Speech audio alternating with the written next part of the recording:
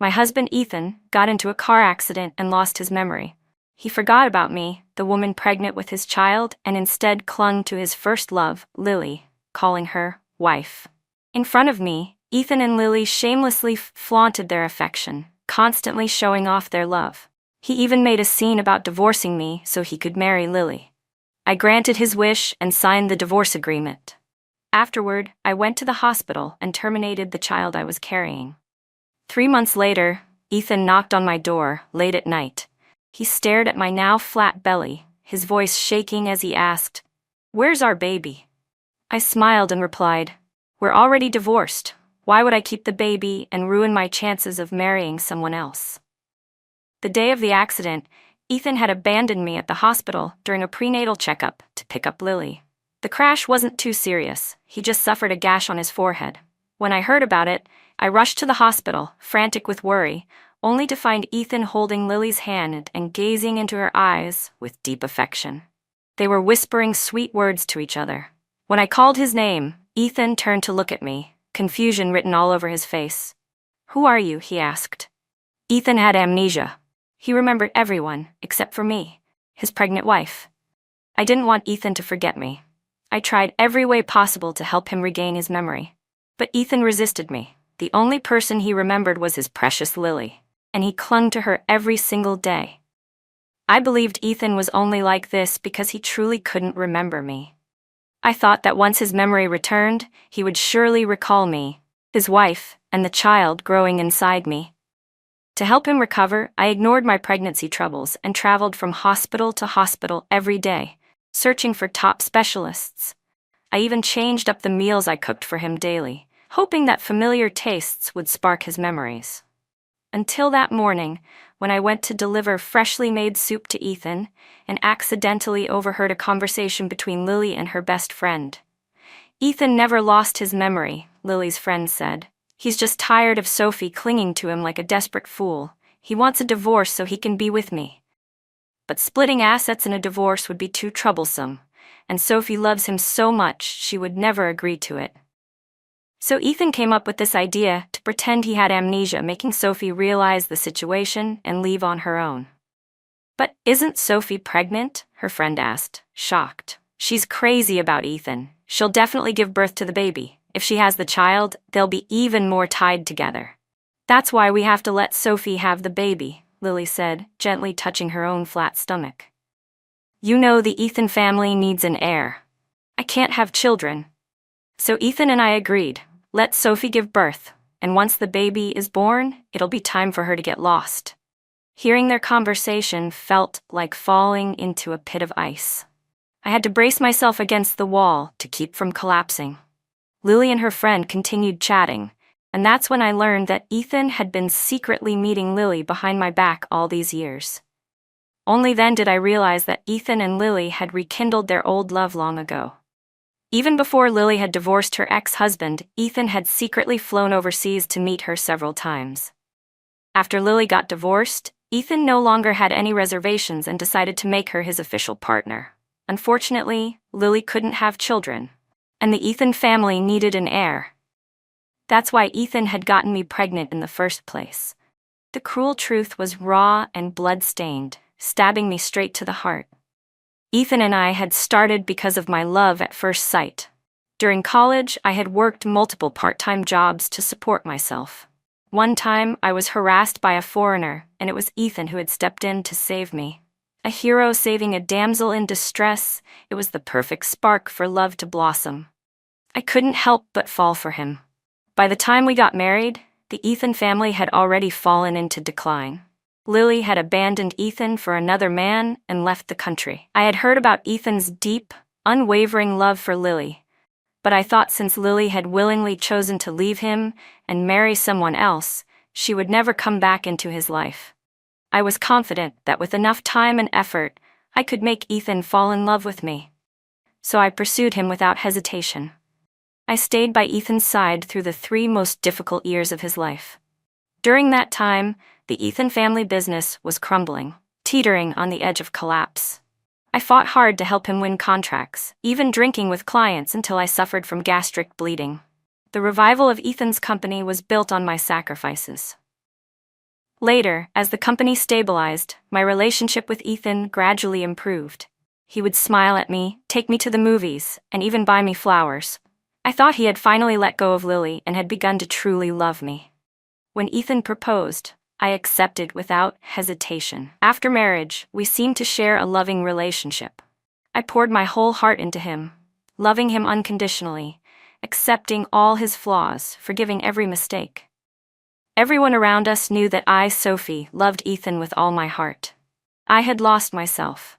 For Ethan, I was willing to do anything, but even I had my limits. If I had known that Ethan had never truly let go of Lily, that even after our marriage he continued seeing her behind my back, I would never have accepted it.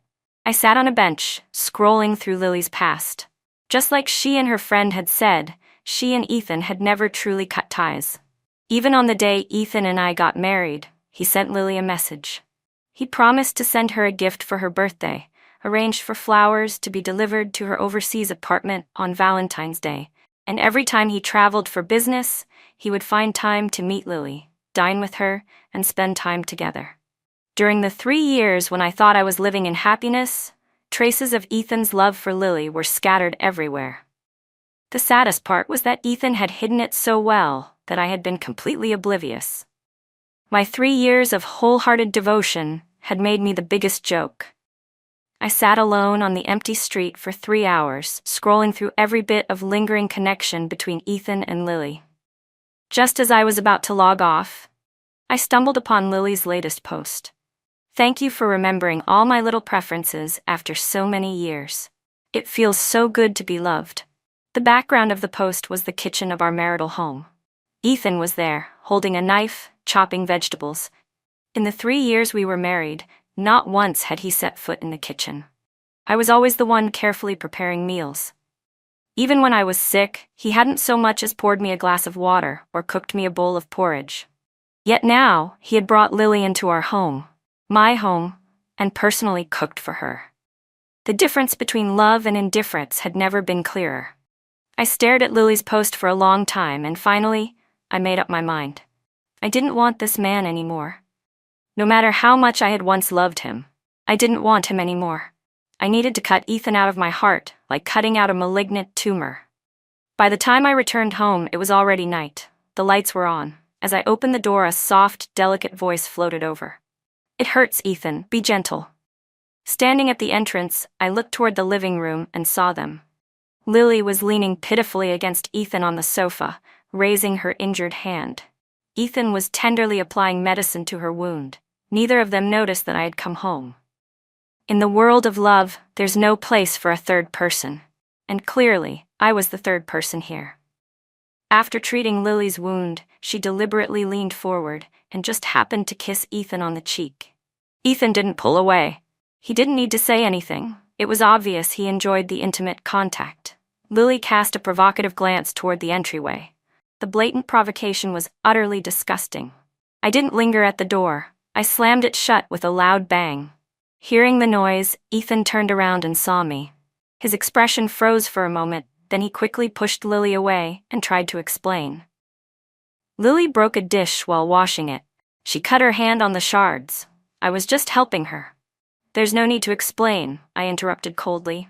"After all, the woman you love is Miss Lily. It's perfectly natural for you to act intimately with her." I had no interest in arguing or demanding answers. Ethan's expression stiffened, while Lily's eyes flashed with a triumphant glint. She leaned into Ethan again and said pitifully, "Ethan, you should explain things clearly to Miss Sophie." Ethan gently patted Lily's shoulder and said tenderly, "Don't worry, I'll talk to her." Even though I had already decided to give up on Ethan, seeing this scene still made my chest tighten painfully. Fighting back the stinging in my eyes, I forced myself to speak. "Ethan, I have something to say to you." He gently pulled away from Lily and said, "I have something to say to you too." Then he turned to Lily with a doting smile. "Wait for me outside. I'll talk to Sophie." Lily reluctantly let go of Ethan's hand and, before leaving, gave me another mocking glance. I sat down across from Ethan. Before I could even open my mouth, he cut me off. "Sophie, let's get a divorce." His words were quick, sharp, and without hesitation. "I don't remember you," he continued. "Clearly that means you weren't important to me." There's no point in us being tied together anymore. The person I love is Lily. I want to marry her, so we have to get a divorce. Ethan said it himself. He wanted a divorce. This was exactly what I had wanted to say to him too, but somehow, my heart still hurt. Hurt so much, it was unbearable. I exhaled slowly and softly, forced out a single word, okay. The next morning, I went to the obstetrics department and scheduled the surgery with a doctor. The procedure was quick. They administered anesthesia, and I didn't feel any pain. When I woke up after the anesthesia wore off, I was already lying in a hospital bed. After resting for about 4 hours, I prepared to leave, only to unexpectedly run into Ethan and Lily. Lily clung to Ethan's side like she had no bones to support herself. Ethan was holding a small pharmacy bag in his hand.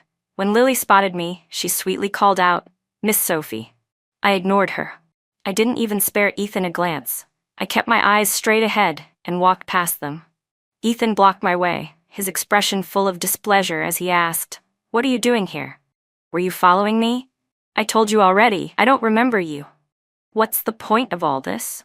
Can't you just stay at home and behave?" Ever since Ethan's so-called amnesia, I had been following him around every day, desperately trying to help him regain his memory.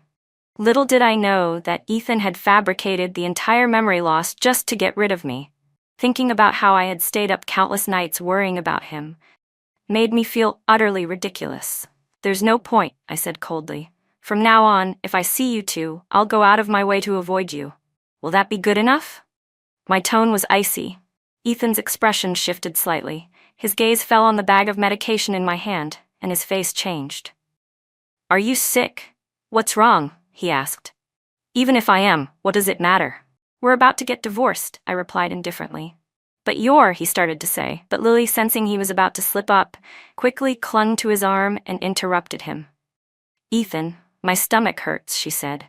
Ethan immediately turned his concerned attention to Lily. He dropped the matter with me and half carried her away. After leaving the hospital, I contacted a postpartum care center to arrange a proper recovery. Before heading there, I made one last trip back to the house Ethan and I had shared. It was our marital home, the one we had bought together, the one I had personally designed and decorated. I had chased after Ethan for 3 years, married him, and then foolishly loved him for another 3 years, pouring all my affection into him. Now everything had come full circle. This house, which once felt so full of love, now made me feel sick to my stomach. I packed my clothes simply, pulled my suitcase downstairs, and left. Before I left, I removed my wedding ring and placed it on the coffee table. It wasn't until 3 days later that Ethan called me again. I was lying in a spacious, sunlit room at the postpartum center when the call came. Calmly, I answered, "Hello? Where are you?" he asked. "If you have something to say, just say it," I replied coldly. He seemed surprised by my indifferent tone. After a moment of hesitation, he said, "Sophie, you need to come sign the divorce papers." "Where?" I asked. "At the house." "I'm there now," he replied. I gave a simple, "Okay," then ordered a taxi back to our old home. For once, Ethan was alone. Lily wasn't with him. When I entered, he was sitting in the living room. On the coffee table in front of him was the divorce agreement. Ethan's gaze landed on my face. I knew I looked pale, drained of all color. He frowned slightly and said, "Why have you lost so much weight? Are you not eating properly? Or is the baby causing you trouble?" I said nothing. I simply sat down across from him, picked up the divorce papers.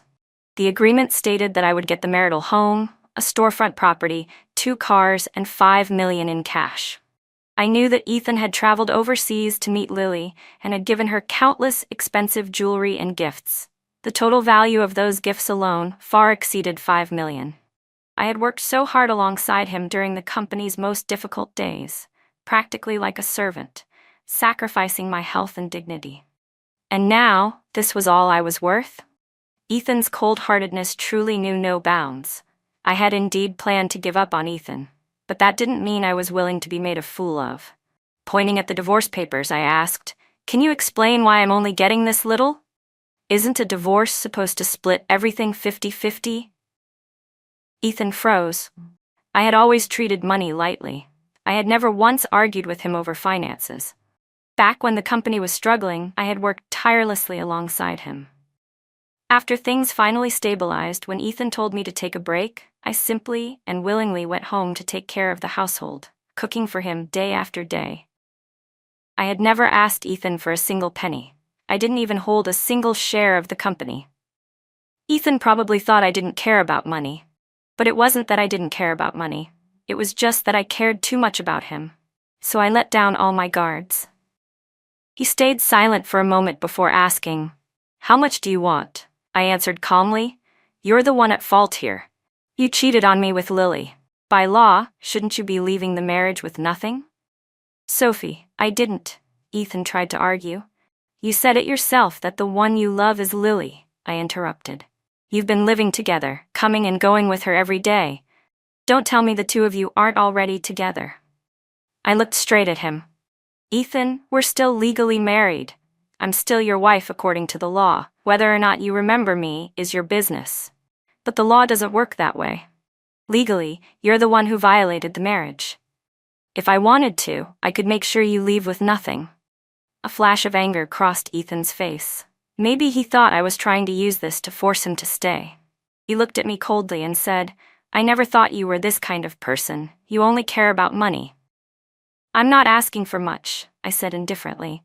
"Just half. Give me the equivalent in cash." Ethan's face was tense. After a moment he said, "Fine. As you wish." Ethan instructed the lawyer to amend the divorce agreement, splitting the assets equally between us. I would still keep the marital home. Once the new contract was printed, I signed it without hesitation. While signing, I said, "Let's go to the Civil Affairs Bureau now." Ethan's expression turned strange, like he was confused by how easily I agreed. Grasping for something to say, he picked up the wedding ring from the coffee table. "This belongs to you," he said. "How could you just leave something so valuable lying around like that? What if it got lost?" "That's not my ring," I replied coolly. "It's yours. Now it's back to its rightful owner." I closed the contract and added, "You know perfectly well how much I cherished this ring." A flicker of panic flashed across Ethan's face. "I gave it to you. How could you return it?" he said, trying to hand it back to me. I stepped back to avoid him. "We're divorced now. Let's keep things clean and clear." "Oh, and the ring on your finger," I added, staring at his hand. "That's the one I gave you. Please take it off and return it to me." When we got married, Ethan had been reluctant to wear the ring I gave him. I had begged him, pleaded with him, and finally put it on his finger myself. I even joked that he would wear it for the rest of his life, only taking it off in death, and now I was asking him to take it off with my own hands. Ethan stared at me in disbelief. "You're sure you want me to take it off?" he asked. "I'm sure," I said firmly. "A proper ex should treat the other like they're dead. I promise to do exactly that." Ethan hesitated, reluctant to remove the ring. "Sophie, what if I regain my memory in the future?" I immediately cut him off. "You're already in a hurry to get married. Why bother regaining your memory?" He looked embarrassed. "I mean, he started. "There's no if," I interrupted coldly. "Please take off the ring. Let's go finalize the divorce." Ethan still hesitated, unwilling to remove the ring, but I stared at him insistently, and in the end, he had no choice but to take it off. I took the ring and, right in front of Ethan, threw it away. I saw his pupils contract sharply. He didn't look happy at all. But what right did he have to be unhappy? I was giving him exactly what he wanted. I was divorcing him so he could be with his beloved Lily. He should be laughing and thanking me for fulfilling his dream. His unhappiness was just my own illusion. Ethan and I went to the Civil Affairs Bureau and signed the divorce papers. We agreed to meet there again in a month to pick up the official divorce certificate.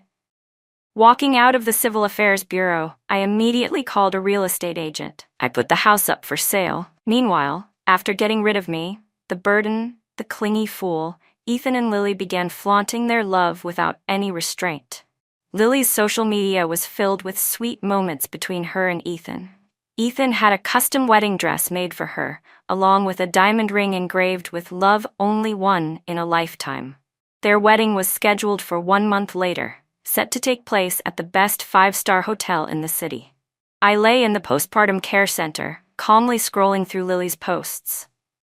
Maybe I had been too furious before, because now I couldn't even find it in myself to feel angry anymore. For 6 years, I had lived a life without self-identity, revolving entirely around Ethan. From now on, I would live for myself. Once I received the divorce certificate, I planned to start traveling the world, taking time to truly enjoy life for the first time. As for everything else, I would think about it later. I stayed at the postpartum center for half a month. During that time, I didn't initiate any contact with Ethan. Oddly enough, he started calling and texting me every couple of days. It was almost funny. Back when I used to chase after him every day, he acted like I was invisible. Now that I ignored him, he came clinging to me instead. At first, Ethan simply asked about my health. When I didn't respond, he started mentioning the baby. "Sophie, how's the baby doing?" How ridiculous. When he was desperate to divorce, he hadn't given the baby a second thought. Now that we had signed the divorce agreement, he suddenly remembered the child. Initially, I didn't want to reply, but considering that the division of property hadn't been finalized yet, I answered instead. "How's the preparation for the settlement going? Can you transfer the money now?" His attempt at goodwill stirred no emotion in me whatsoever. Talking about money immediately soured Ethan's mood. "It's almost done," he replied stiffly. "Don't worry, I'll give you every penny you're owed." The next day, Ethan arranged to meet with me, saying he would give me the money. After half a month of rest, I looked much healthier. When Ethan saw me, he visibly relaxed. "Would you like something to drink?" he offered. "No need," I replied flatly. "Aren't you here to give me the money? Where is it?" My impatience was written plainly across my face. Ethan clearly didn't take it well. After all, I had always greeted him with smiles in the past. He had never seen me so cold before. He silently handed me a bank card. I took the card and immediately checked the balance on my phone. Seeing that I didn't even glance at him, Ethan tried to make conversation. "Sophie, are you doing all right? I'm a little worried about you." "What's there to worry about?" I replied curtly. "It's just," he hesitated. "Your doctor said you haven't gone for a prenatal checkup in 2 weeks. Sophie, is it inconvenient for you to go alone? Do you want me to accompany you?" "There's no need. I don't need prenatal checkups anymore," I said, my voice devoid of emotion. Ethan didn't know the child was gone. Seeing my impatience, he quickly changed the topic. "Is your body recovering well? Do you need me to hire a nutritionist for you?" "There's no need," I said firmly. "You don't need to worry about anything concerning me. And by the way," I added, "please find a time to come and pick up your belongings from the house." His expression twisted slightly, as if hurt. "You're really that eager to kick me out?" How pathetic. When I had loved him so deeply, he hadn't cared at all, putting all his heart into Lily instead. Now that I wanted nothing more to do with him, he suddenly seemed reluctant. Too bad, I was no longer anyone's garbage dump. I gave a cold, mocking smile and didn't bother explaining. Ethan's face darkened, and he stayed silent for a long moment before finally speaking. "Sophie, lately, I've been starting to remember bits and pieces. I think my memory might come back." I stared at him without any emotion, and Ethan clearly hadn't expected my cold reaction. He forced himself to continue. If I regain my memory and I remember everything between us, Before he could finish, Lily suddenly appeared. She walked up to Ethan with a pitiful expression, grabbing his hand right in front of me. "Ethan, why didn't you tell me you were coming out? Do you know how worried I was? I thought you didn't want me anymore. My heart hurts so much." I had no interest in watching them put on a show. Without a word, I got up and left. When I returned to the postpartum center, I received a message from Ethan trying to explain himself. I deleted it immediately and blocked his number. Half a month passed quickly. On the appointed day, I went to the Civil Affairs Bureau. Ethan had arrived earlier than me. As soon as he saw me, he demanded, "Why did you block me?" "Why?" I asked back coldly. "Don't you know?" His expression flickered. "I was worried about you. I sent you so many messages, made so many calls." "Don't do that again." I cut him off. "A proper ex should act like they're dead. I hope you understand." Seeing my obvious impatience, Ethan pressed his lips tightly together. "Sophie, these past few days, I feel like I've started to remember some things," he began. I interrupted him without hesitation.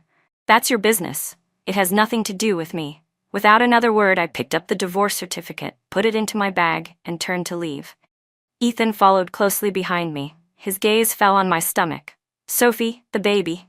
Our baby. I stopped walking and turned around, smiling mockingly at Ethan. The baby? Are you sure you really want to know about the baby? Of course, he answered seriously. Even though I haven't fully recovered my memory, I do remember you were pregnant. How's the baby? I had originally planned to tell Ethan that the baby was gone. But before I could say anything, Lily suddenly appeared. She grabbed Ethan's hand and said sweetly, Ethan, you promised to take wedding photos with me. Let's go now. Ethan was pulled away by Lily, looking back at me with every few steps.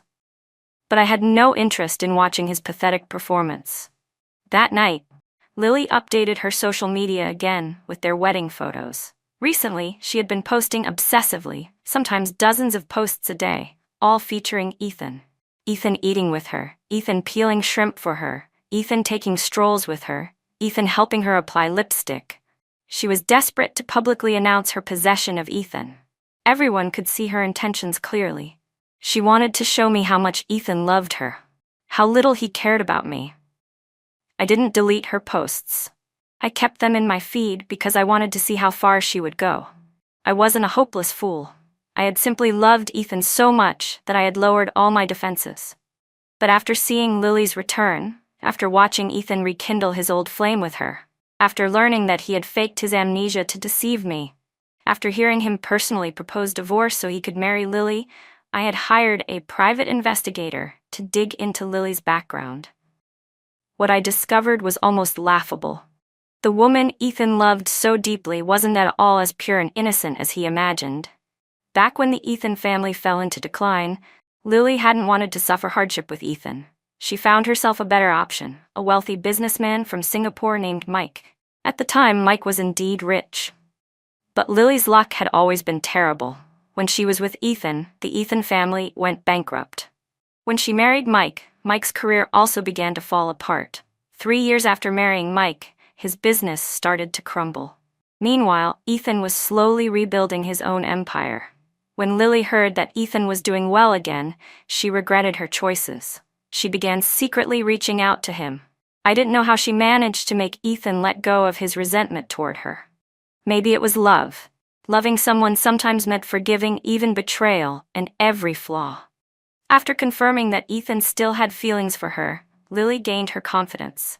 She demanded a divorce from Mike. Mike clung to her for 3 years before finally giving in. Once free, Lily immediately went looking for Ethan. At first, they were sneaky about their relationship.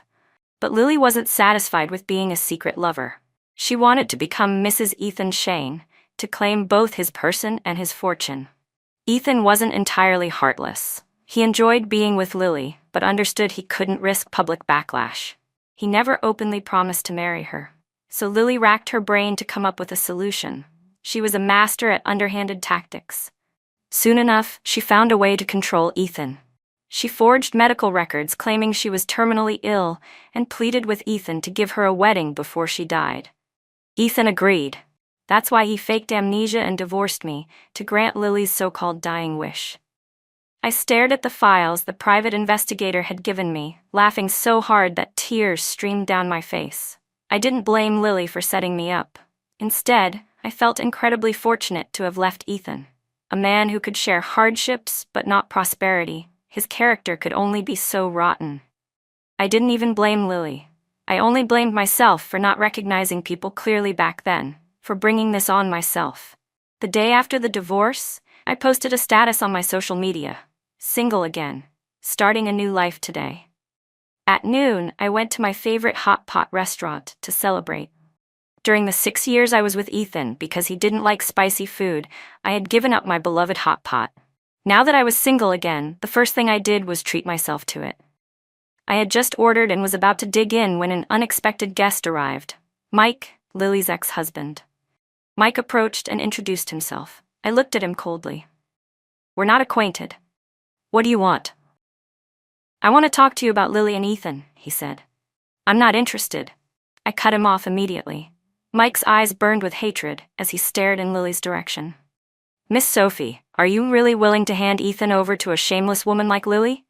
You're mistaken, I said calmly. I'm not handing him over, I simply don't want him anymore. A man who isn't worth it, why should I waste my energy? Mike sneered. Lily is a despicable liar. She abandoned Ethan when the Shane family went bankrupt and came to me instead. Then when my business declined, she went crawling back to Ethan. I grew impatient and interrupted. I know all of that. It has nothing to do with me. How could it not? Mike insisted. Miss Sophie, Ethan didn't stop loving you. He was deceived by Lily. You know how Lily tricked him into divorcing you, right? Mike seemed to think I was clueless and tried to persuade me further. Lily faked an illness. She said she had cancer and didn't have long to live. She used that to gain Ethan's sympathy. That's why he agreed to give her a wedding. Mike leaned closer. According to what I know, after they get married, Lily will claim it was a misdiagnosis. Then she'll officially become Mrs. Shane and enjoy everything that should have been yours. I gave a flat, emotionless, "Oh. And what does that have to do with me?" How can it have nothing to do with you? Mike's voice rose. Lily tricked Ethan and destroyed your marriage. Don't you want revenge? We could work together. I'm not interested in taking revenge on Ethan, I said calmly, rejecting him without hesitation. Mike's disappointment was almost palpable. He had thought I would be burning with resentment toward Ethan and Lily, ready to join forces with him. But he had thought too much. It takes strength to hate someone. I had already let go of everything when I agreed to the divorce and ended the pregnancy. I didn't hate Ethan. After all, the opposite of love isn't hate, it's indifference.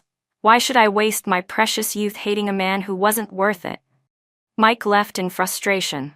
I could tell he wouldn't let it go easily, but whatever he planned had nothing to do with me. After finishing my hot pot, I was on my way home when the real estate agent called. Someone was interested in buying the house and wanted to meet to discuss the price. I hurried over to the agency. The buyers were a young couple, very much in love, holding hands the entire time. After lowering the asking price by $2 million, I sold the house.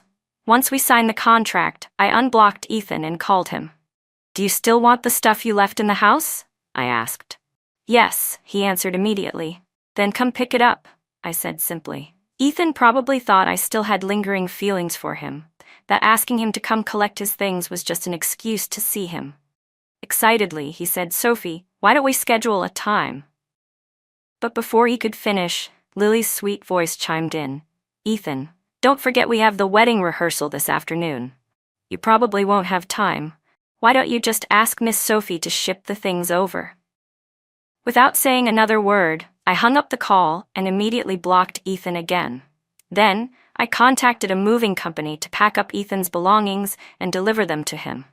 I stood there and watched with my own eyes as the moving company boxed up everything that belonged to Ethan and carried it out of the house. I returned to the place I was staying. That night, while I was having dinner, I received a call from an unknown number. When I answered, Ethan's angry voice came through. Sophie, did you change the door code? And why did you pack up my things from the house and have them sent to me? The house was sold, I replied calmly. Didn't your wife say over the phone that I should pack everything and ship it to you? I was just following her instructions. Is there a problem? Ethan's voice changed dramatically. You sold the house? Why would you sell it? Why didn't you discuss it with me? I grew impatient. Mr. Shane, the house is mine. I can do whatever I want with it. What does it have to do with you? Don't you think you're overstepping? Ethan fell silent for a long moment before speaking again, his voice a little shaky. I remember you loved that house. You personally designed and decorated it.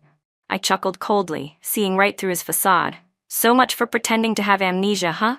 You finally slipped up. I don't love it anymore, I added. Besides, Mr. Shane, aren't you supposed to have lost your memory? How is it you remember that I designed the house? Ethan was speechless. After a moment of awkward silence, he stammered, I'm starting to remember some things. Sophie, can we meet? There's no need, I said bluntly and hung up the phone. When Ethan tried calling again, I immediately blocked him. But even after being blocked, Ethan somehow found out where I was staying and showed up at my door, pressing the doorbell non-stop. He kept at it for quite a while until finally Lily came and dragged him away. I breathed a sigh of relief, took a shower, and got ready for bed. Just as I was about to lie down, Lily came knocking on my door. Sophie, I have something important to say to you. I was already fed up, but still opened the door. Lily's beautiful face twisted with smugness as she launched straight into her tirade. Sophie, learn to accept your losses. The divorce is final. Stop trying to use cheap tricks to get Ethan back.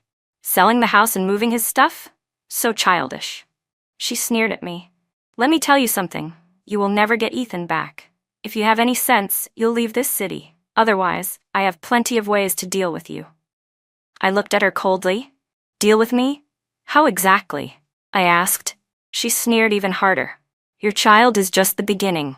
Since there was no one else around, Lily didn't bother hiding anything anymore. Sophie, did you think it was a coincidence that you overheard Ethan's amnesia lie? I made sure you heard it.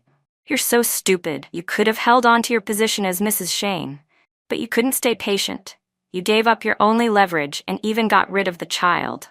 She laughed cruelly. If you had kept the baby, you might have been a threat to me. But now, you're nothing.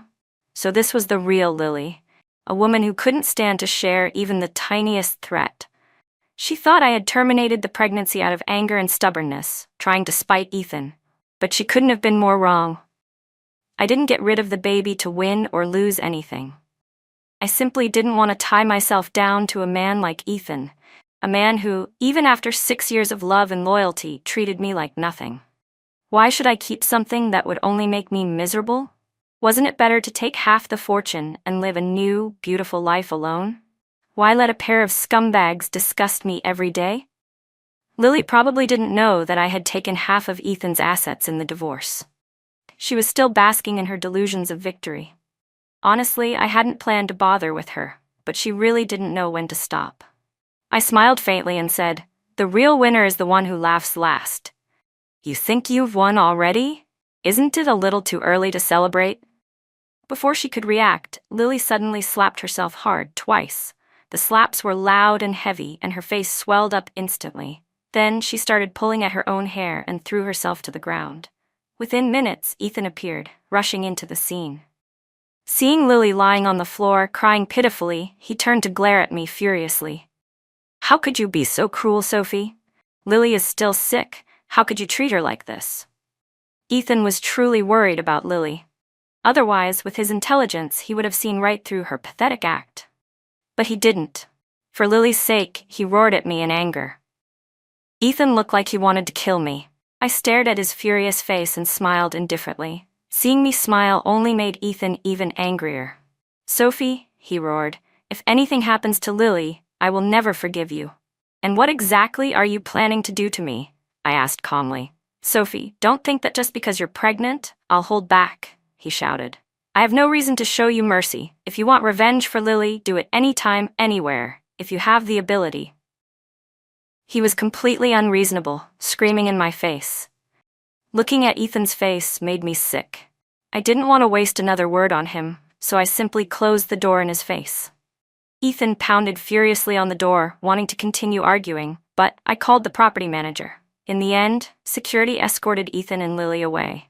My good mood for the night was ruined. I opened the wine cabinet, grabbed a bottle of red wine, and drank a few sips. That's when Mike called. Miss Sophie, after everything Lily has done to you, are you really gonna let it slide? Originally, I had intended to let Lily go. After all, I believed that one hand couldn't clap by itself. If Ethan, with his so-called intelligence, still chose to be led around by Lily, it must be because he loved her. Since they loved each other so much, I figured I would step aside and let them be. But apparently, Lily misunderstood my tolerance as weakness. She thought I was someone she could bully at will, provoking me again and again, stirring up trouble whenever she could. If she was so desperate to be handled, who was I to deny her? I spoke softly into the phone. I've changed my mind. Let's work together. On the day of Ethan and Lily's wedding, I packed my suitcase early and headed to the airport. 48 hours later, my plane finally landed. When I turned my phone back on, dozens of missed calls and messages flooded in. Among them was a live stream Mike had sent of the wedding. The wedding venue was beautifully decorated, air-shipped roses, festive balloons. A giant portrait of Ethan and Lily in their wedding attire stood proudly at the hotel entrance. Wearing a custom-made wedding dress, Lily slowly walked down the aisle. Under the officiant's guidance, she and Ethan completed their vows. As they exchanged rings and kissed, something unexpected happened on the big screen. The video changed. It showed Lily lying intimately in the arms of an unfamiliar man. Her voice was full of disdain. Ethan, without the Shane family fortune, he's nothing. When he was rich, he was worth something. Now that he's broke, he's a nobody. I would never stay with a loser. Ethan stared at the screen in disbelief. But it wasn't over. More footage played. Videos of Lily partying wildly with different men of various backgrounds, engaging in acts so obscene they made people gasp. And then, footage of Lily bribing a doctor appeared. "You help me forge a fake diagnosis, and I'll pay you," she said. Finally, the recording of Lily chatting with her best friend played. "Once I drive Sophie away and get her to divorce Ethan, I'll become the rightful Mrs. Shane. Later, I'll just say it was a misdiagnosis. Once that's done, Sophie will be nothing." Ethan's face turned deathly pale as he watched the screen. Meanwhile, Lily screamed frantically, "It's fake. Someone is framing me. Turn it off right now." Mike ended the video with a follow-up message. Ethan lost his mind. He left Lily at the wedding and stormed out. Now he's looking for you. I ignored Mike's message. Instead, I looked at the other flood of messages from a number I knew all too well, Ethan's. "Sophie, where are you? Sophie, please call me back. Sophie, I'm begging you. Sophie, my wedding with Lily doesn't mean anything. She said she was dying and just wanted a wedding before she died. I pitied her, that's why I agreed. I don't love Lily. The person I love is you. Sophie, it's always been you. I had no idea Lily would deceive me so horribly. Sophie, I was wrong. I shouldn't have been soft-hearted. It's all my fault. Please call me back, Sophie." Ethan sent message after message, trying to explain why he had agreed to marry Lily. Reading those desperate texts, I couldn't help but laugh. He said the person he loved was me? Maybe what he loved was the way I cared for him like a fool. Maybe he loved the way I acted like a loyal dog, always revolving around him. Now that the perfect Lily had shown her true, filthy self, Ethan finally realized what he had lost. He thought I was still the same foolish girl who loved him blindly, that a few sweet words from him would be enough to win me back. I didn't know there was a kind of love in this world that involved abandoning your wife and unborn child for another woman. If that's what love was, then maybe the world would be better off without it. I blocked Ethan's new number without hesitation and began my travels with a clear, unburdened heart. 3 months later, I returned to River City. Almost the moment I stepped into my home, Ethan showed up. He stood at the door, knocking for a long time. I took my time, showered, changed into fresh clothes, and then finally opened the door. Ethan looked much thinner than before. When he saw me, a flash of joy appeared in his eyes. "Sophie," he said urgently, "do you know how long I've been looking for you? Why were you hiding from me? How's the baby? Has the baby been troubling you?"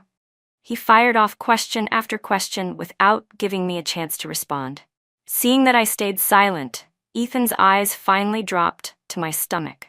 When I had the procedure, I was already over 2 months pregnant.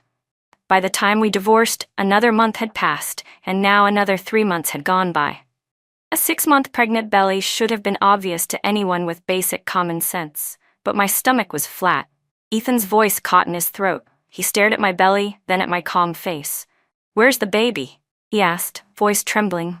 "Where's our baby?" "Don't you think it's a little late to be asking that now?" I replied coolly. "Sophie, what happened to the baby?" he pleaded. "Tell me." "The baby's gone," I said. His eyes widened in disbelief. "You're lying," he said. "How can the baby be gone? Our baby. You loved that child so much. You even said, 'I cut him off.' I do love children, but you don't. And besides, that pregnancy belonged to the past.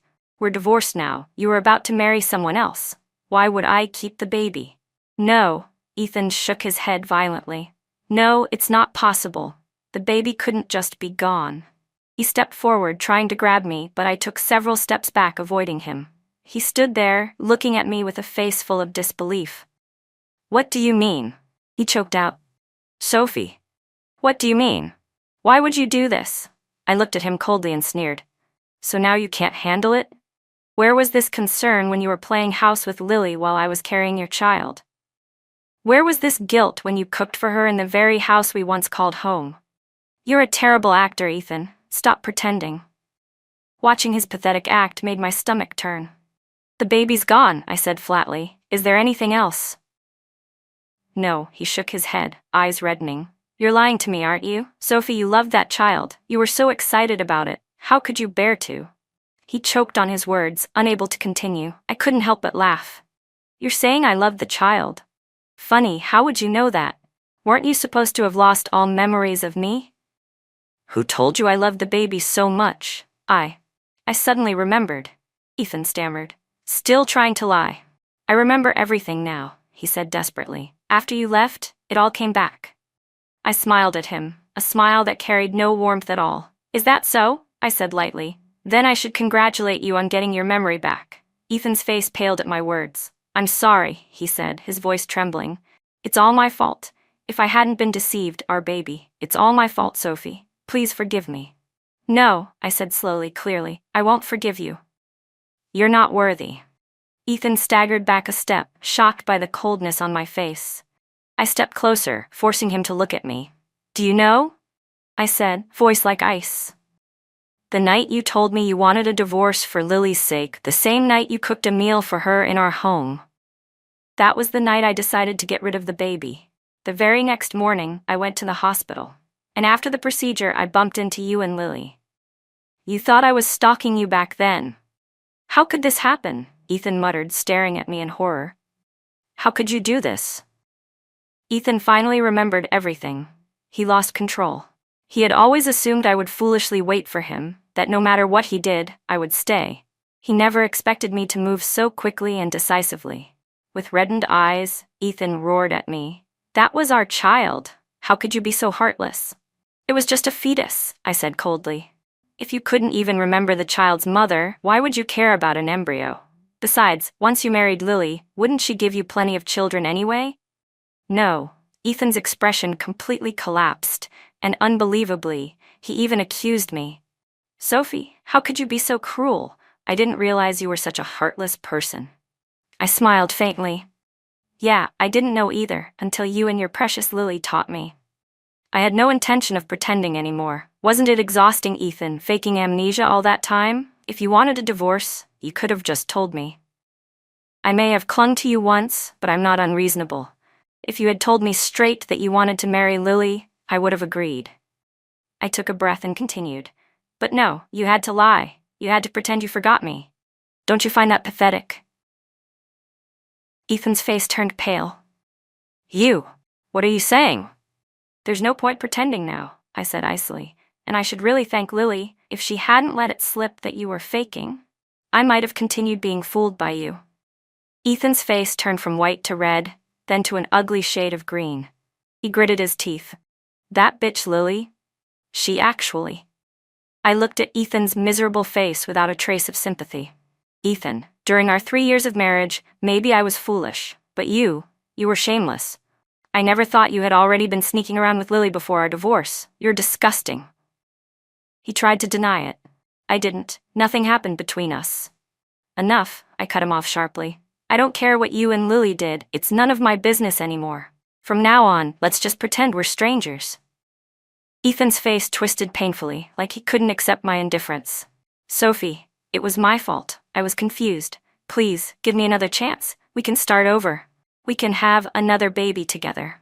And why on earth do you think I would ever want to be with you again? I asked coldly. Why would I ever want to have a child with you? Do you think I'm still that naive? Everything was laid bare. Ethan left, defeated and broken. He had thought that by putting on a show of remorse I would come running back, but he had no idea that I saw right through him now. The truth was, Ethan didn't come looking for me because he loved me.